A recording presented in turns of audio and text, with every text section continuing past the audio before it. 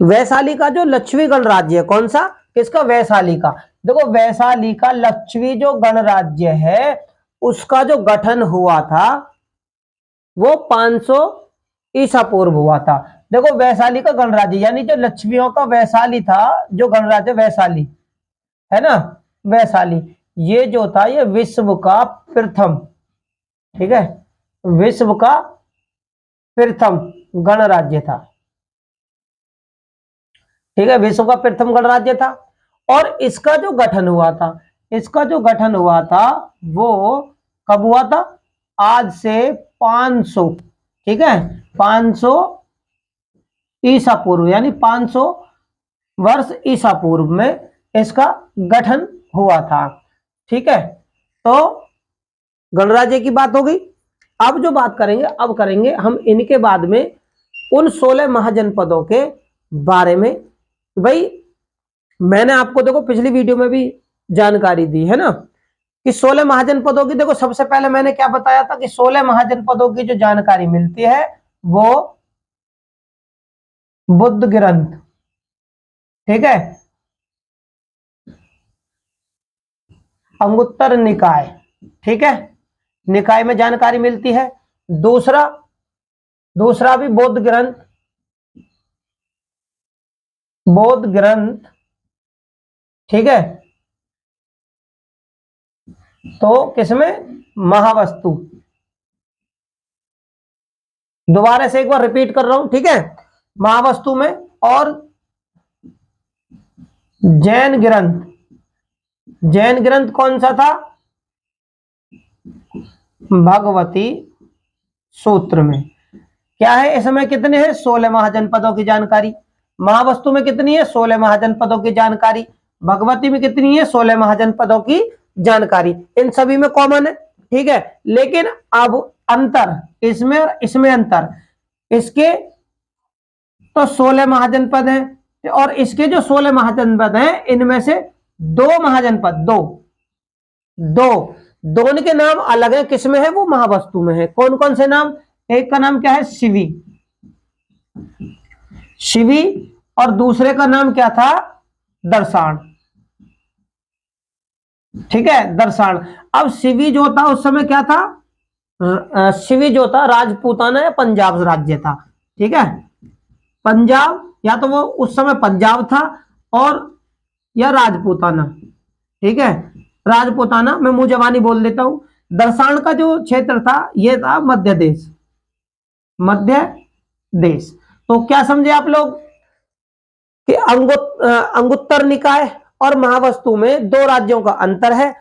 यहां पर ये राज्य किसमें है, तो महावस्तु में शिवी और दर्शान है, और अंगुत्तर निकाय में कौन क्या है, तो इनकी जगह गंधार, कंबोज। समझ गए आप लोग क्या अंतर है 16 महाजनपदों के नामों में। अब देखो आगे बात करूं तो भगवती सूत्र की और महावस्तु की, यानी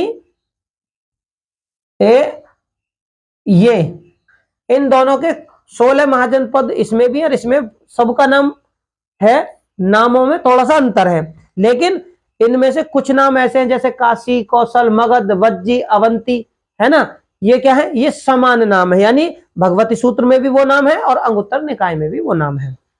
बात करते हैं अब काशी की। सबसे पहले काशी, किसकी, काशी की बात करेंगे अब हम। 16 महाजनपदों में काशी,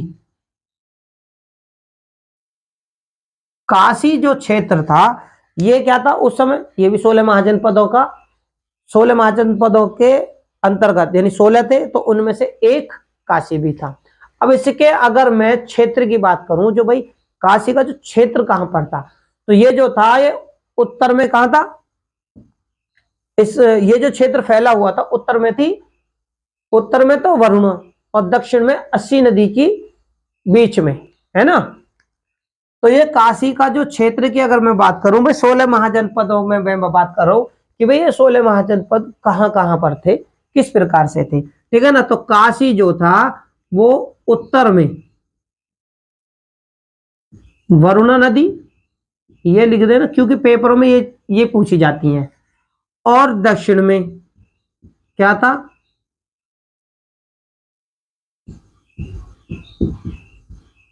अस्करी, है ना। दक्षिण में असी नदी बोलते थे उस समय, ठीक है। तो असी नदी, इन दोनों के में क्या था, ये बीच में बसा हुआ क्षेत्र था, ठीक है। तो नदियां आप याद रखेंगे क्योंकि पेपरों में बहुत ज्यादा पूछी जाती हैं। अब ये उन नदियों के बीच में था। अब उस समय काशी की राजधानी क्या थी, तो भाई ये तो हो गया, देखो क्षेत्र, ये काशी आखिर बसा हुआ कहां पर था, 16 महाजनपदों में। तो ये उत्तर में तो वरना नदी पर और दक्षिण में अस्सी नदी के, इन दोनों के बीच में ये बसा हुआ था। और इनकी जो राजधानी थी, राजधानी, ठीक है, इनकी जो राजधानी थी वो उस समय क्या थी, वाराणसी। क्या थी, वाराणसी। काशी की उस समय राजधानी क्या थी, तो वाराणसी। अब देखो ये पहले तो ये ताकतवर था, जब 16 महाजनपदों का उदय हुआ तो पहले क्या था, ये ताकतवर राज्य था, तो ताकतवर राज्य था।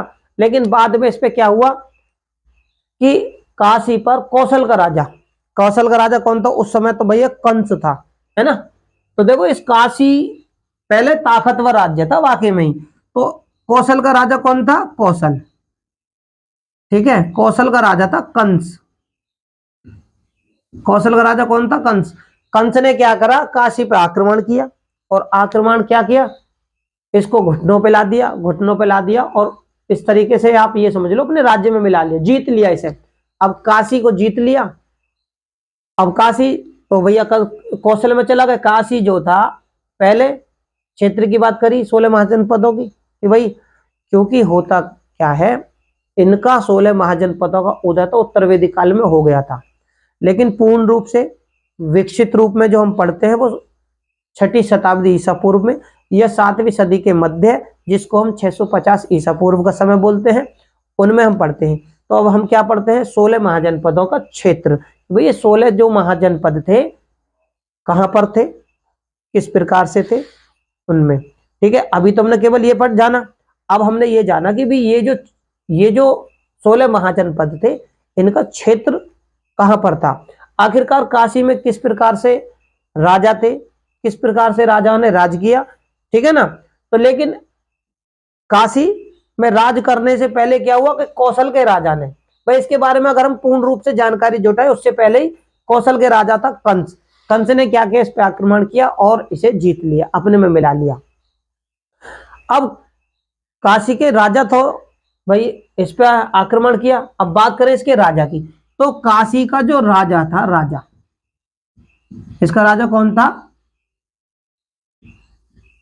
अश्वसेन, ठीक है। कौन थे, अश्वसेन उस समय काशी के राजा थे, है ना, काशी के राजा थे। अब ये अश्वसेन जी थे कौन, तो ये थे जैन धर्म के जो तीर्थ करते पारसनाथ, है ना। तो जैन धर्म, ये कौन थे, जैन धर्म के 23वें तीर्थकर। कौन से थे, 23वें तीर्थकर, और उनका नाम क्या था, पारसनाथ, पार्श्वनाथ, ठीक है। पार्श्वनाथ क्या था, पार्श्वनाथ था उनका नाम। और ये क्या थे, पार्श्वनाथ जी के पिता थे। कौन थे, पार्श्वनाथ जी के पिता। भैया थे कौन, पार्श्वनाथ जी के पिता कौन थे, अश्वसेन।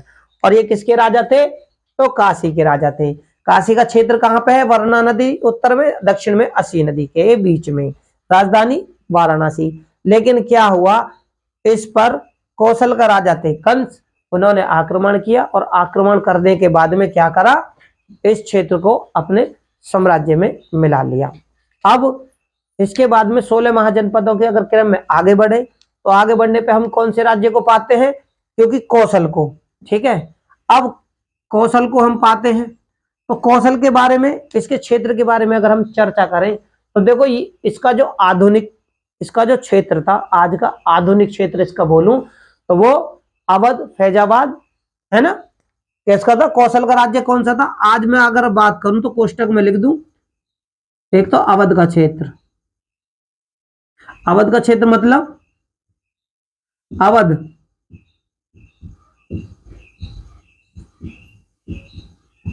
फैजाबाद यानी अयोध्या, अवध पुराने जमाने का अयोध्या और आज का फैजाबाद का जो क्षेत्र है वो उस समय कौशल का क्षेत्र था। और कौशल के दो भाग थे उस समय। कौन कौन से? ये कितने भागों में था?